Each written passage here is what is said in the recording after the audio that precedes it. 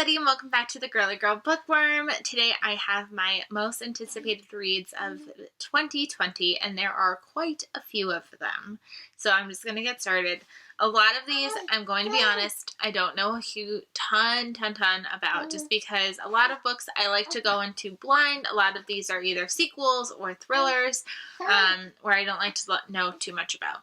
Sydney is here playing, so if you hear some baby babbles, she's playing around. So let's just get started. I physically own one already, and that is Darling Rose Gold by Stephanie Roble. I was kindly gifted this from Jen from Reading with Pugs. She already read it and wanted to pass it along.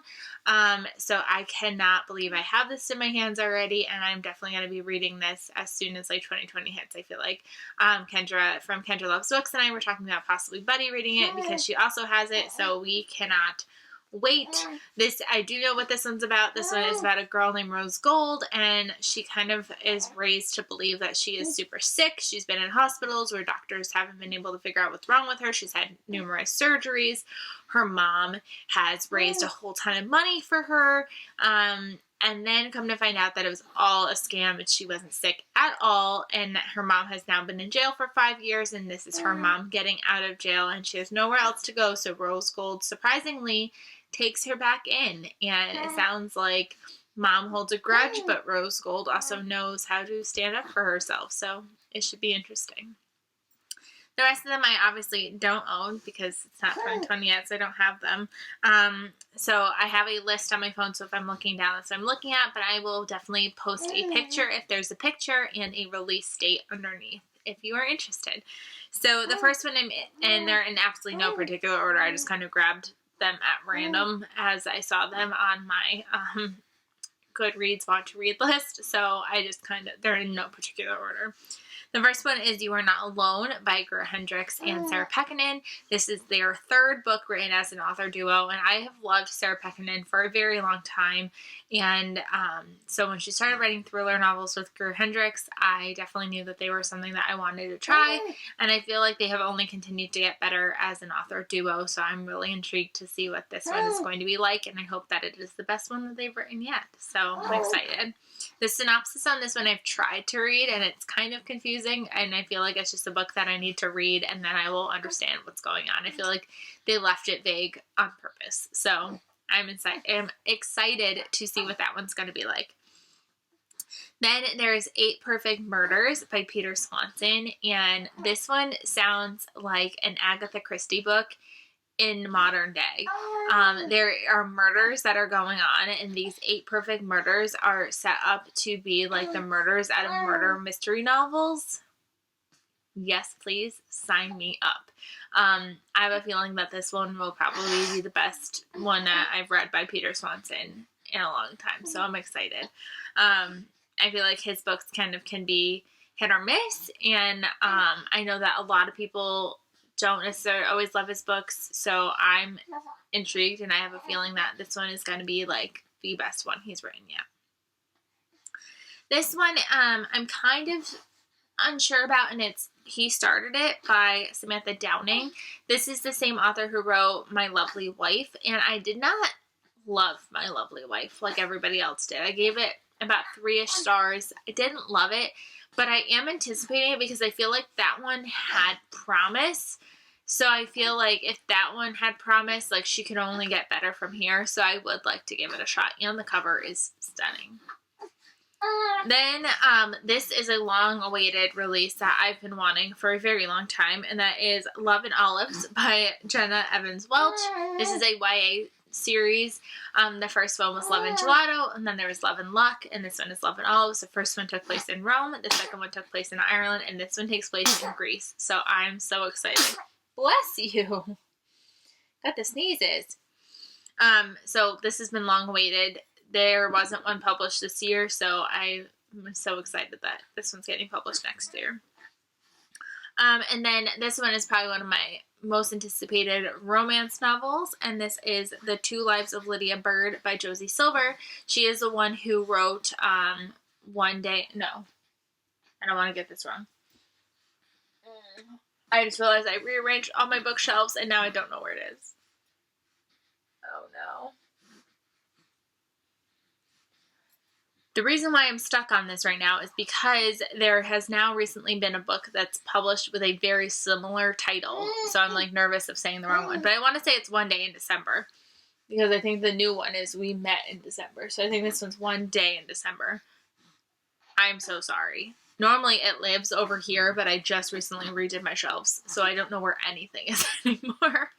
But yeah, this one sounds really exciting. It sounds like kind of like a second chance romance going on with a girl who kind of makes a poor decision and then suddenly gets a second chance at it. So sounds really, really good. Cannot wait to get to that one. And then this one doesn't have a title yet, but American Royals by Katharine McGee is getting a sequel next summer. I cannot wait. That was so much fun. There was lots of drama, and I can't wait to see what's next for these characters. So I'm excited for that one to come out. The Swap by Robin Harding. This sounds like a couple swap, like they swap for sexual purposes, I think. I'm not positive. And then obviously things go wrong. The last time I read a Robin Harding book, it was The Arrangement, which is a very taboo subject as well with sugar babies. So I feel like it's going to be a lot of fun, and I can't wait to read it. Then there is In 5 Years by Rebecca Searle. This book also sounds fantastic, and it sounds like a girl who one day is thinking about where she would be in the next 5 years. She kind of has a dream, and all of a sudden, like, she speeds up to 5 years later, and everything that she thought comes true, I think, or something like that. I feel like it's such a good book because I feel like that's always a question that's being asked of, where do you see yourself in 5 years? And like, as much as you think you know where you're going to be in 5 years, you really have no idea how much life can change in 1 year, let alone 5 years. I love it. It's like a topic that I am really looking forward to exploring with her, and that is another one of my like highly, highly anticipated books for next year. Ruth Ware is coming out with a new book next year, so obviously super excited. No title yet, no cover, no synopsis, no nothing, but I will be reading it no matter what, so that's exciting. Stranger in the Lake by Kimberly Bell. I'm not too positive about the synopsis on this one. It doesn't even have a cover yet, but I recently read why can't I come up with titles today? I want to say Sister Dear or Dear Sister. Or just kidding, it's Dear Wife. There's too many, like, sister books and stuff like that. But Dear Wife was phenomenal this year. I have The Marriage Lie ready to go, and I cannot wait to get to that one next year. Saint X by Alexis Shaitkin.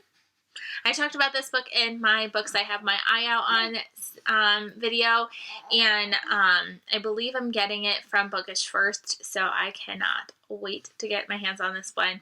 This is about a girl who, when she's younger, she's on vacation with her family, and her sister ends up going missing and ends up being found murdered. They are never able to solve the crime. They kind of arrest two guys with the possibility of it being them.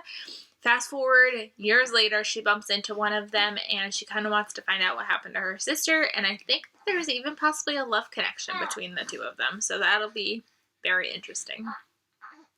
The Sundown Motel by Simone St. James comes out. Creepy motels. Do I need to say more? It just sounds fantastic. Okay, I know I didn't rank these, but this is definitely like my most anticipated book of the entire year, and I have to wait until July for it, and that is Home Before Dark by Riley Sager. I love his books. He is I'm going to say it, he's my favorite thriller writer by far. So I cannot wait to see what he comes out with. He has only gotten better with every single book that he's released, and I cannot wait, and I love that the covers match. They better never change these covers. I hope that they keep going with all the colors of the rainbow because they are stunning, and I cannot wait for this book. I want it today. I don't know what it's about because it's a thriller novel, and I went into, I think, almost all of his books except Final Girls blindly. So I'm going to keep it that way. So, yeah. Then One of Us Is Next by Karen McManus. This comes out in January. And this is the sequel to One of Us Is Lying. I believe they're kind of more like a companion series. Like, I think it's following different people. I didn't look too much about what it's about because I just knew I wanted to read it because I really enjoyed One of Us Is Lying. So I wanted to give this one a chance. So that's coming out next year. Well Played by Jen DeLuca. This is the sequel to Well Met. I'm assuming it must be a companion novel as well. Following another romance would be my guess. I'm assuming it would be for her sister, but I could be totally wrong. So I'm excited. I'm intrigued to see what comes next with that book and to see if it gets better. Because Jen DeLuca's first book, Well Met, I gave about 4 stars. So I'm intrigued to see if this one can up it up a little bit. This one, I haven't looked up what it's about, but it is The Last Train to Key West by Chanel Clayton. I'm not positive if it's a sequel in the series of Next Year in Havana, so I don't want to know what it's about yet because I have to read When We Left Cuba first. So I don't want to like ruin something by accident. So I don't know if it's part of a series or if it's a standalone. If you know, please let me know down below. I would greatly appreciate it. And then there is Mr. Nobody by Catherine Stedman. And she is the author who wrote Something in the Water. And I know a lot of people didn't like Something in the Water, but I really did. I had a lot of fun with it. So I'm excited to see what this book is like because it has been a while since she's come out with a book.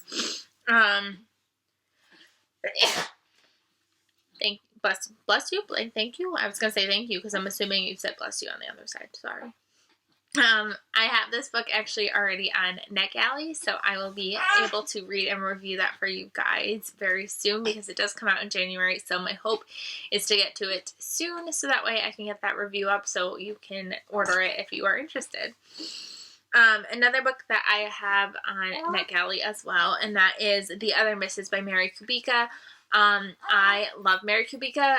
The only one that I haven't read so far is When the Lights Went Out because I was waiting for it to come out in paperback because all of mine are in paperback, but so far I've only seen it in hardcover.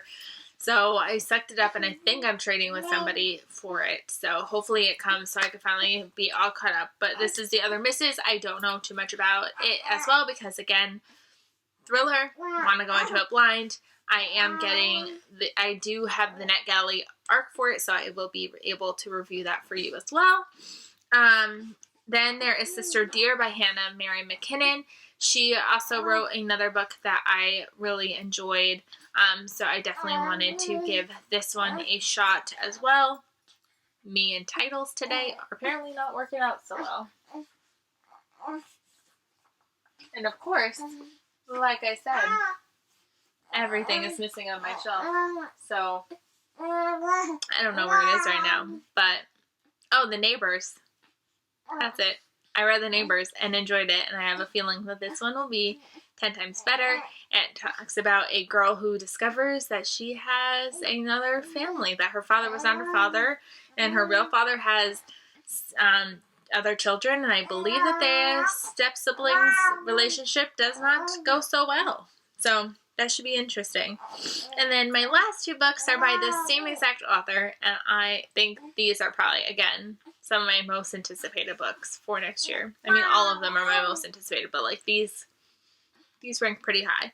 The first one is Old Fashioned by Candy Steiner. There's no cover yet, but it has a title. This is the 4th book in the Becker's Brothers series. I am currently reading book 3, Manhattan, so I cannot wait to get to this one. I've talked about the On the Rocks and Neat a lot this year so far, so I cannot wait to finish out this series and get to know the last brother in that series. And guess what else is coming out next year, guys? Ritual, which is book 5 in the Palm South University series. The series that started it all with me and Candy Steiner.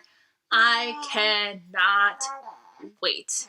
I thought that book was going to come out this year and it didn't, and I was devastated. But I mean, she's released a ton this year that like were phenomenal. But that one I was like waiting for, and it didn't come out. But now we're finally getting it. And I can't wait. Hi guys, Editing Nicole here.